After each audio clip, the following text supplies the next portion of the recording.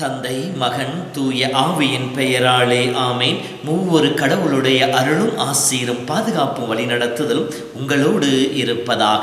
திருவரை காலம் முதல் வாரம் புதன்கிழமை.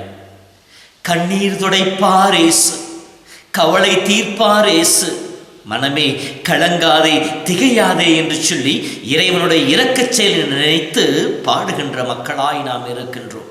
ஆம், எரேமியா புத்தகம் 31:16 கடவுள் இவ்வாறு சொல்வார், நீ அழாதே, அழுகையை நிறுத்து, கண்ணீர் வடிக்காதே என்று சொல்லுவார்.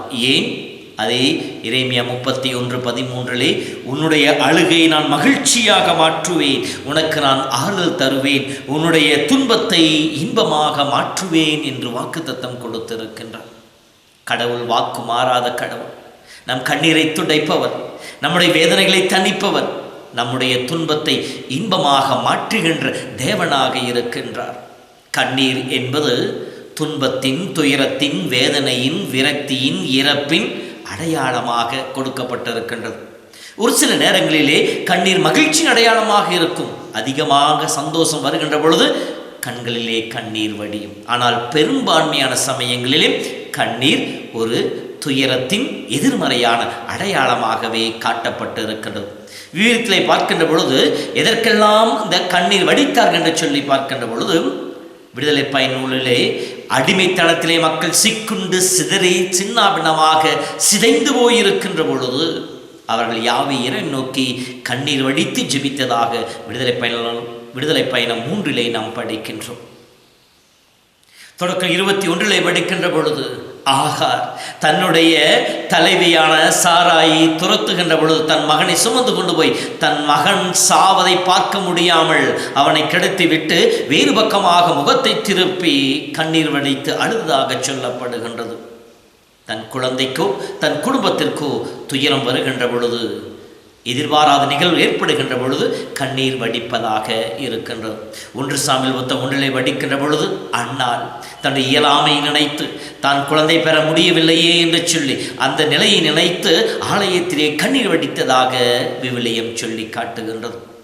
2 சாமுவேல் 16 வடிக்கின்ற பொழுது அப்சலோமுக்கு பயந்து கொண்டு தாவீது ஓடுகின்ற பொழுது தலையை முக்காடிட்டு மூடிக்கொண்டு அழுது கொண்டே வெறும் காலோடு சென்றார் என்று சொல்லப்படுகிறது. மக்களும் அவரோடு சேர்ந்து சென்றார்கள். தன் குடும்பமே தனக்கு எதிராக இருக்கின்ற பொழுது, இதோ வேதனையிலே அவமானத்திலே செல்கின்ற பொழுது தாவீது அழுது கொண்டு செல்கின்றார். எசாயா 38 படிக்கின்ற பொழுது எசேக்கியா அரசன் இதோ இன்னும் சிறு நாட்கள் நீ சாகப்போ என்று சொல்லி எசையா இறைவாக்கினர் அறிவிக்கின்ற பொழுது அந்த செய்தியை கேட்ட துயர மிகுதியினாலே சுவர் பக்கம் முகத்தை திருப்பிக் கொண்டு அழுதாக விவிலியம் சொல்லுகின்றது. கண்ணீரோடு ஆண்டவர் நோக்கி மன்றாடுகின்றார்.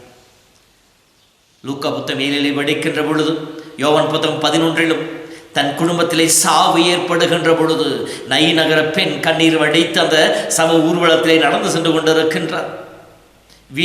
வீட்டிலே மார்த்தாவும் மரியாவும் தன் சகோதரன் லாசர் இருந்த பொழுது கண்ணீர் வடித்துக் கொண்டிருந்தார்கள். இந்த துயரம் இயேசுவையும் தாக்க இயேசுவும் கண்ணீர் வடித்தார் என்று சொல்லப்படுகின்றது. துயரம், சாவு ஏற்படுகின்ற பொழுது, இப்படி மனித வாழ்க்கையிலே துன்பங்கள் மிகுகின்ற பொழுது, புறக்கணிப்புகள் வருகின்ற பொழுது, இயலாமையிலே இருக்கின்ற பொழுது, வேதனை நோய் முற்றுகின்ற பொழுது அல்லது சாவின் இறப்பின் பிடிகள் வருகின்ற பொழுது மனிதன் கண்ணீர் வடிக்க ஆரம்பிக்கின்றான்.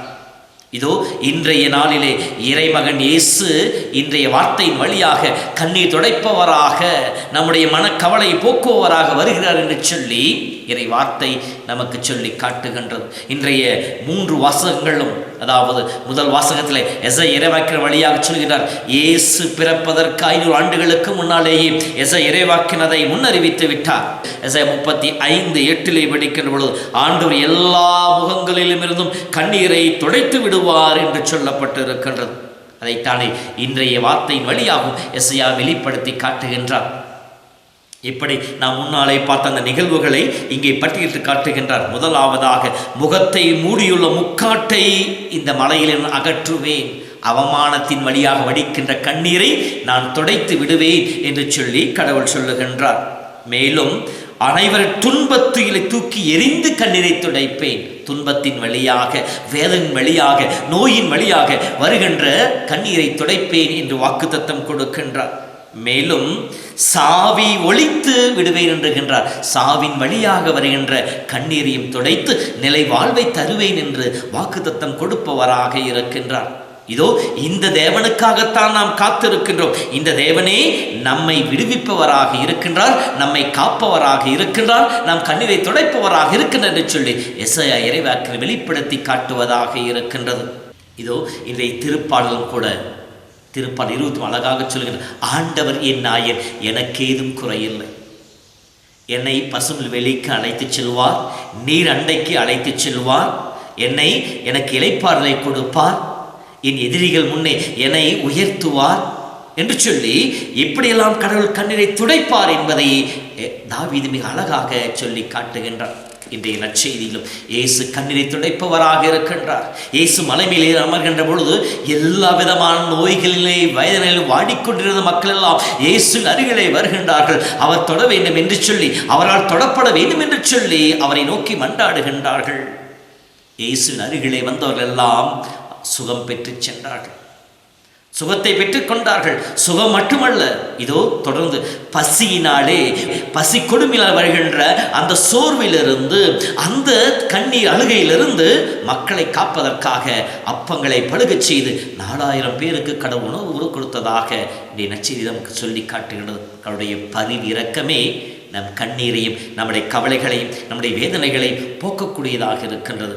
இந்த தேவனுக்காக நாம் காத்திருக்க வேண்டும். இந்த தேவனை நம் உள்ளத்தில் எதிர்கொள்ள வேண்டும். இந்த தேவனுடைய இல்லத்தை நோக்கி ஓடி வர வேண்டும்.